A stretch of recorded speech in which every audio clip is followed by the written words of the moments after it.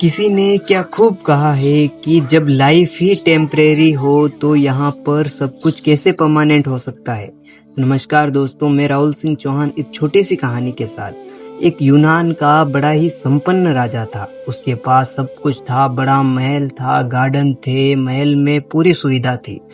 लेकिन उसके मंत्री को उसने कहा कि मंत्री, मैं तुमसे कुछ कहना चाहता हूँ। मैं इतना संपन्न हूँ, मैं इतना खुश रहता हूँ, ये दुनिया को भी पता चलना चाहिए। तुम ऐसा करो कि किसी ऐसे व्यक्ति को लेके आओ जिसकी बात सब लोग मानते हो, सुनते हो। तो मंत्री ने कहा कि ठीक है, एक आदमी मेरे नज़र में ऐसा है जिसकी बात सब लोग मानते हैं और सुनते हैं। तो राजा ने कहा कि लेके आओ उसे। तो उस व्यक्ति का नाम था सोलन।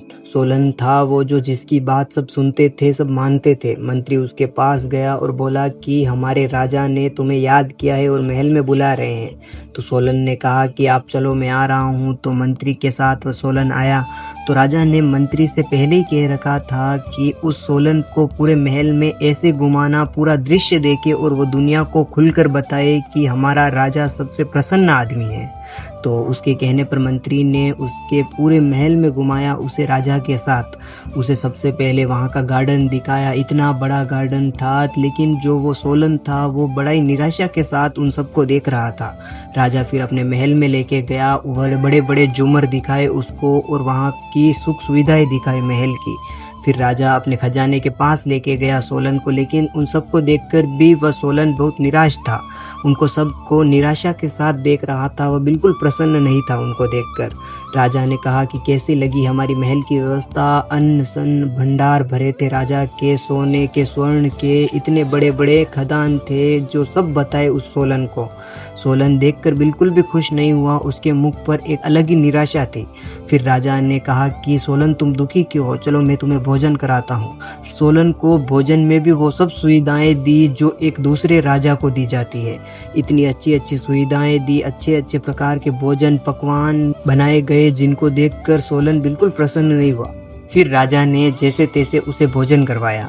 भोजन के बाद में फिर राजा से रहा नहीं गया और राजा ने पूछ ही लिया उससे कि तुम्हारी निराशा का कारण क्या है, क्या मैं इतना प्रसन्न देखकर तुम्हें खुशी नहीं हो रही है। तो सोलन ने कहा कि नहीं, ये सब तो यहीं का यहीं धरा रह जाएगा। तुम सबसे प्रसन्न राजा नहीं हो, तुम सुखी नहीं हो, क्योंकि ये सब यहीं का यहीं धरा रह जाएगा। तो तुम इतने खुश क्यों हो रहे हो। तो राजा ने कहा कि मेरे पास इतना धन है, इतनी सुख सुविधा है, इतना बड़ा महल है, तो मैं खुश क्यों नहीं हूँ। मैं इस राज्य का, विश्व का सबसे संपन्न राजा हूँ और ये तुम दुनिया को खुलकर बात बताओ कि राजा सबसे प्रसन्न आदमी है। लेकिन उस सोलन ने कहा कि मैं ऐसा नहीं करूँगा क्योंकि तुम प्रसन्न आदमी नहीं हो। तो राजा ने कहा कि मैं तुम्हें सज़ा दूंगा तो भी तुम नहीं बोलोगे क्या। तो सोलन ने कहा कि तुम भले ही मुझे मार दो, लेकिन मैं दुनिया को ये गलत बात नहीं बताऊंगा क्योंकि ये सही नहीं है, तुम सबसे सुखी आदमी हो ही नहीं। तो राजा को गुस्सा आ गया। जो राजा अपने महल में अपनी गद्दी के सामने, कुर्सी के सामने बैठा, उस राजगद्दी के, और जिस सामने एक थंबा लगा था, उस थंबे पर वह सबको सजा देता था, कैदियों को, गुनहगारों को सजा देता था। तो उस खंबे पर उस सोलन को बांध दिया गया और बोला सैनिकों को कि इसका धड़ से सर अलग कर दो। फिर सैनिकों के कहने पर राजा ने आदेश दिया और उसका सर धड़ से अलग करवा दिया गया। फिर सोलन मर गया। उसके बाद फिर कई साल बीते, जैसे तैसे राजा बूढ़ा होता गया। उसके बाद कई युद्ध भी हुए। एक युद्ध में राजा पराजित हो गया।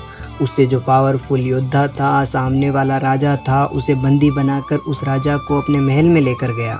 उस महल में ले जाकर राजा को एक खंबे के सामने बांध दिया गया। उसी राजगद्दी पर वो पावरफुल राजा बैठा था और बोला कि इस राजा का सर धड़ से अलग कर दो। तब उस राजा को समझ में आया कि सब यहीं का यहीं धरा रह जाएगा। वह सोनल की बात याद कर रहा था। उसे यही लग रहा था कि मेरे सामने राजगद्दी पर सोनल बैठा है। तो वह खुश हो रहा था कि सोनल, तुम सही थे, मैं गलत था। और यही कहते कहते उस राजा के आदेश से उस सैनिकों ने इस राजा का सर धड़ से अलग कर दिया।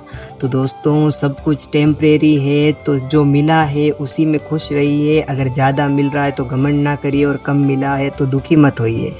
तो आशा करता हूँ कि आपको ये कहानी अच्छी लगी होगी। तो वीडियो को लाइक और चैनल को सब्सक्राइब करना मत भूलना। राधे राधे।